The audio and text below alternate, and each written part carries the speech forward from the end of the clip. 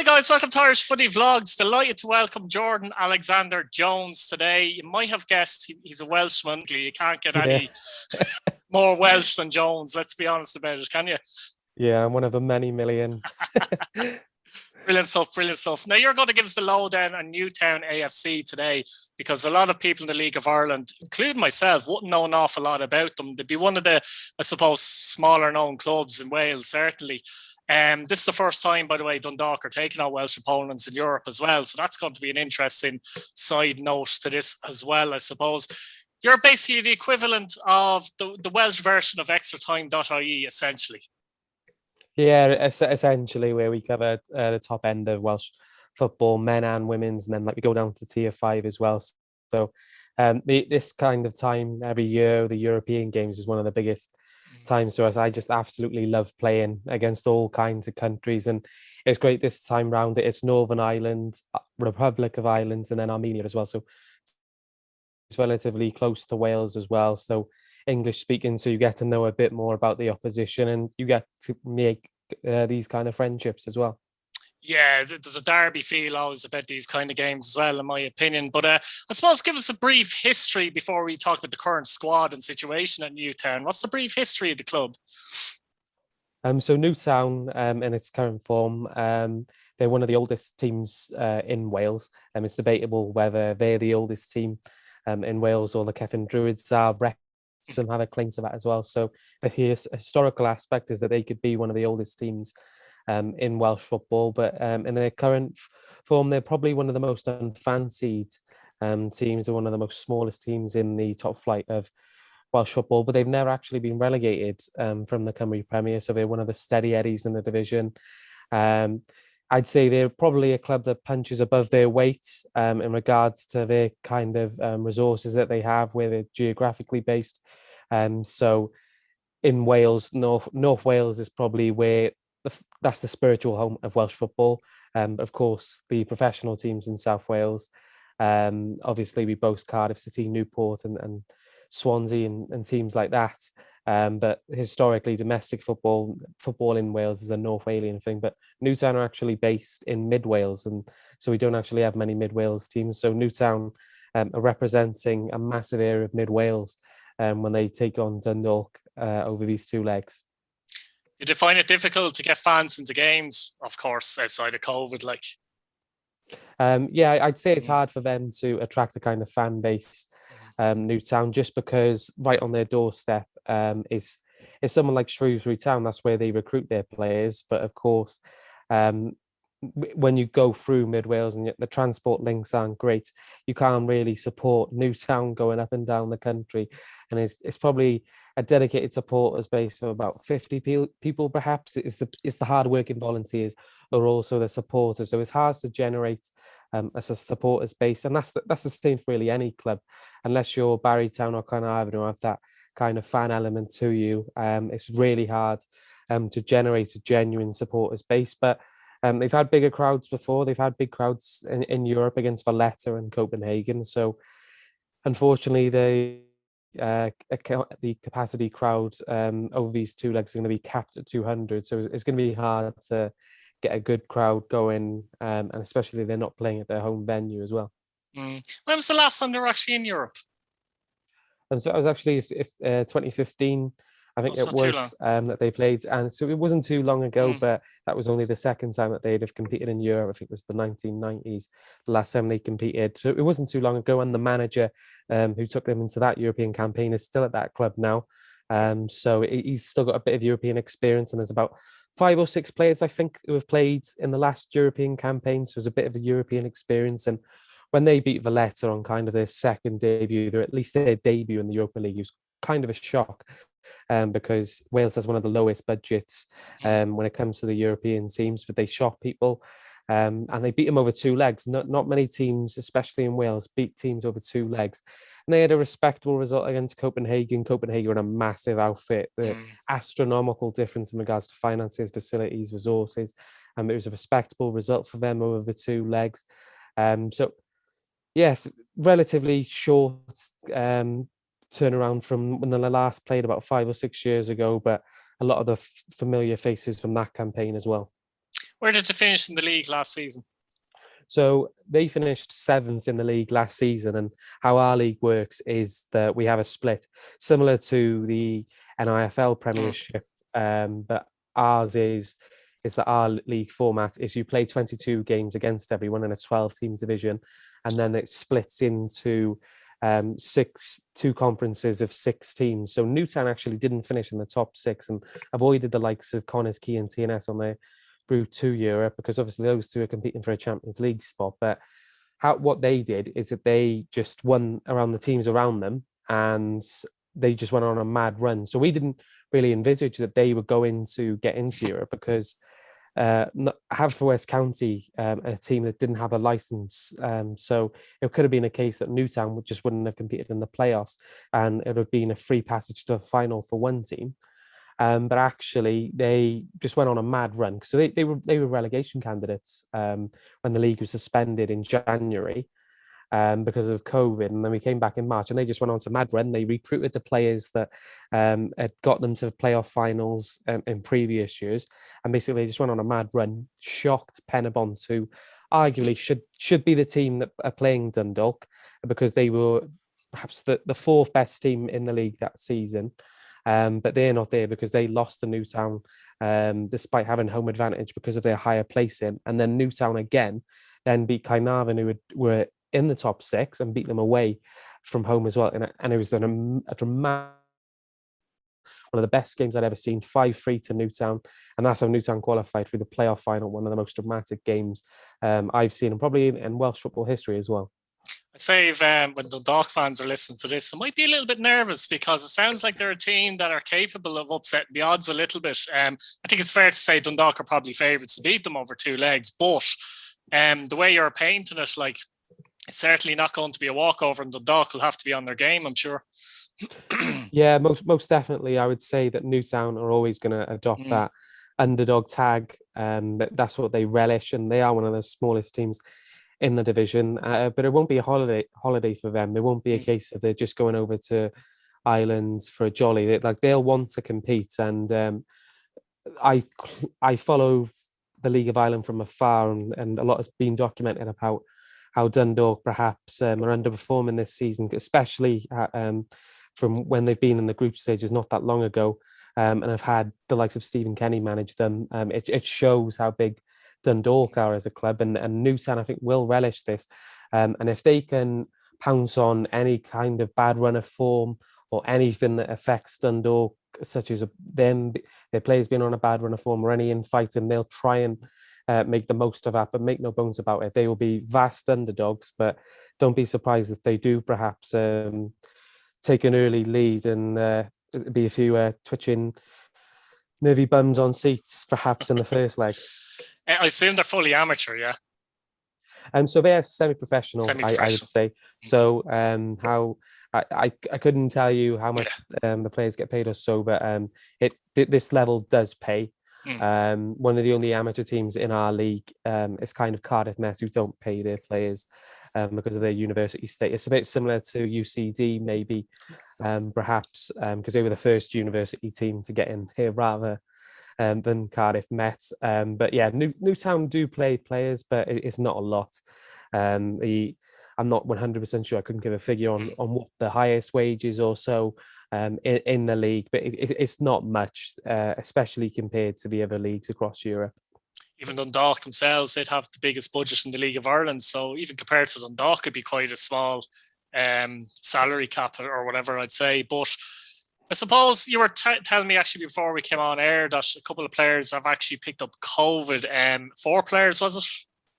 Yeah, so the news is that all the players have been unnamed, so we actually don't know their identity, but 4 players, or up to 4 players, could be missing on Thursday due to the COVID tests. And we know how rigorous the testing is they've got to go through a rounds of testing, and also you throw into it as well that there's a 10-day quarantine for people from the UK going into Ireland. And now we are aware that there's exemptions because they are elite sports people, but there's still 4 players missing, and these players that play for Newtown, for example, one's a here, one that they all work different kind of jobs. So they would have had to have taken time off of work just to take part in this match anyway. But for the players who have had return COVID tests, now they're going to lose income from perhaps not playing in Europe, but also their jobs as well.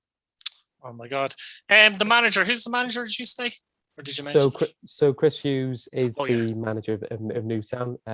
He was formerly the assistant manager of Prestatyn, and he's basically just been Newtown for, I think, after about 7 or 8 years now. So in the Cymru Premier, actually last year, and there's a German feature on there that showed that Cymru Premier is actually one of the best leagues for job security.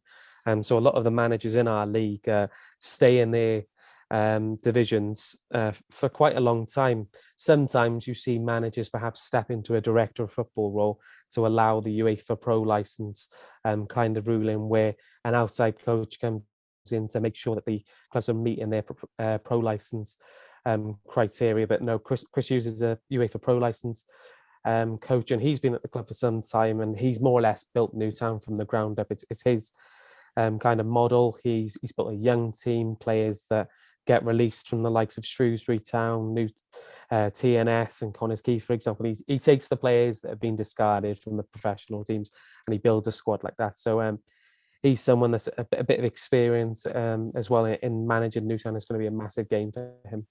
Yeah, that's actually interesting. Not many leagues in Europe are like that. Like the League of Ireland isn't like that at all. You could be gone 3 years is good in the League of Ireland as well as a manager, so it's actually interesting to hear that. That's very rare. Key players, if you had to pick a couple of players for Dundalk to watch as such, who are the key players for Newtown? So for me, one of the most exciting players that I like watching for Newtown is Lafumpa Mwandwe. So he was formerly on the books of Shrewsbury Town, got released, I think it was last season. And I'm not sure where he went, but then he was one of those players that came to Newtown and basically just rejuvenated that team. And he's a young player, I think he's about 20, 21, and he's he'll likely play on the wing, but he's pacey, he's tricky.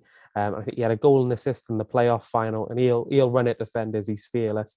That's kind of what you want from a young player. Perhaps of that bit of naivety, where they are fearless and they don't mind perhaps that they're not defensive marking, because they will have the ball in that position. Aaron Williams, perhaps, is one that I've watched, but is their newest signing, and he's played in the Football League with Newport County and Peterborough. So I couldn't say what I've seen of him, but of course, sometimes you see teams recruit players that have that kind of experience as well. Shane Sutton is another. So he played for AFC Telford last season, but he was their captain, Newtown, when they qualified, I think, for the last time they qualified for Europe, or at least was a key part of that. He's a towering centre-back, and usually you can spot him. He's one of those players that has a big headband around him, and if he's gone through the wars because he's just puts his head in and stuff like that. And another one is Jordan Evans. I think he played with Patrick Hoban, who plays for Dundalk at Oxford United. Yeah, Oxford United. Yeah. So Jordan Evans, I think, played with him at Oxford, so it was kind of a union between those two as well. So Jordan Evans is a player. He played for the Druids, and I think he played in Europe when they played Drakai. I may be wrong, but he's one of those players that I think he was player of the month towards the end of last season, and he was a real good creative spark. And with Newtown squad, it's just that, like I've mentioned, it's a young squad, and there's a bit of experience in there, like I said, with Shane Sutton, and then there's Kieran Mills-Evans, and they've also managed to keep Callum Roberts as well, who's a left back, and he's a good player, signed from Connors Key. He had a bit of European experience with them when they won the league last season and played in the Champions League and the Europa League. So it's a few players that have played in Europe, but also some players that I think are relishing playing in Europe for the first time as well. How would you describe their style of play? So because we always have 3G pitches in the Cymru Premier, and I do know Dundalk have a 3G pitch as well. I'd say counter-attacking football is that how I watched the playoff final is my last time that I watched them.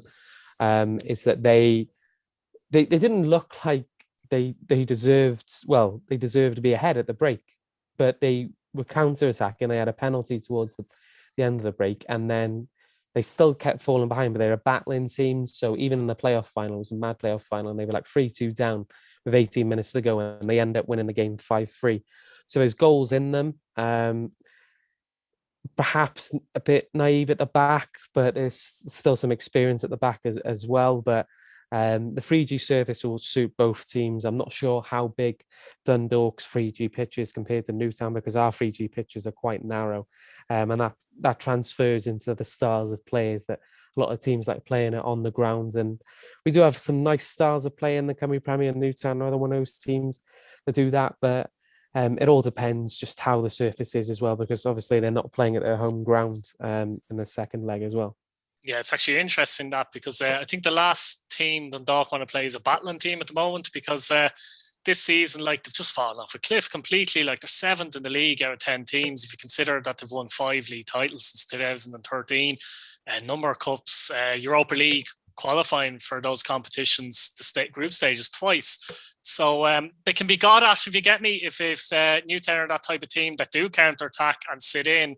I think Dundalk do like to play a possession game, but they could struggle against that, in my opinion. So that's certainly going to be interesting from my point of view. Before I let you go, have you a prediction? Well, I do think that this is... it all depends how it goes, but I do feel that if Dundalk get a big scoreline in the first leg, then it's kind of like a bygone conclusion, really, is that Dundalk... Newtown are massive underdogs, and I just think with the resources that Dundalk will claim the victory this time. But it's so important this time round for Wales and for Newtown is that we actually get any kind of result. So if Newtown can get a draw even over the 2 legs, it's great, because our coefficient situation is in a bad place at the moment. We're set to lose a European spot. So the motivation for Newtown in this one is to get any kind of coefficient points, because then it allows us to get our 4th European spot back in the year after that. So I'm predicting Dundalk to do it over 2 legs, though. So you've 3 European spots at the moment, is that right? So 4 European spots at the moment, but because of our performance last year, where I think teams underperformed, we'll lose a spot now. So we actually don't have an end of season playoffs as it stands for European spots. So that's why it's so big this time round, because I think we're 51st at the moment in the coefficient rankings, and we've seen Northern Ireland drop into the UEFA preliminary rounds for the Champions League, and they've managed to get their coefficient points up, and that's where we want to be. There's also where Wales wants to be. We want to be what the League of Ireland is in regards to their exposure, their fan base, just in how good the League of Ireland is. And there's perhaps some things for the League of Ireland to learn from us, but of course, I think what will go against us, and it always is a talking point for us, is whether Wales should be a summer league. And every time we always look to Ireland to say, well, Ireland can do it, and they are performing well in Europe. So I imagine if Dundalk will do it against Newtown, you will have those discussions again, saying that perhaps Wales should go to a summer league. Yeah, just before I let you go, that's another big advantage. Actually, it came into my head earlier and I forgot about it. Obviously, Dundalk are playing competitive football matches at the moment, and Newtown aren't. So there just has to be some kind of an advantage there, doesn't there, really, naturally? Yeah, massive advantage. And that's why we see Welsh teams get hammered. And a few managers have come out and said, I would like to see a summer league, or we'd like to see cult teams, if you will. I know Shamrock Rovers, I think, have a team in the 2nd division, whereas some managers have been open and saying we'd like to see Cardiff City and Swansea City's under-23s teams join our division. I personally am a fan of that. With a summer league, the League of Ireland, I think, starts in March in any normal time. So the Welsh summer isn't great. It's March until, I think, October. So you would get more fans, maybe, because the likes of Cardiff City and Swansea City would support them during the summer months. But it won't be massive, but it may improve the quality. But then there's the feeder leagues that fall back on that as well. But there is a bit of an event. There is a bit of motivation for Newtown. So because of the COVID situation, our domestic leagues have started a bit earlier this time round. They'll start mid-July.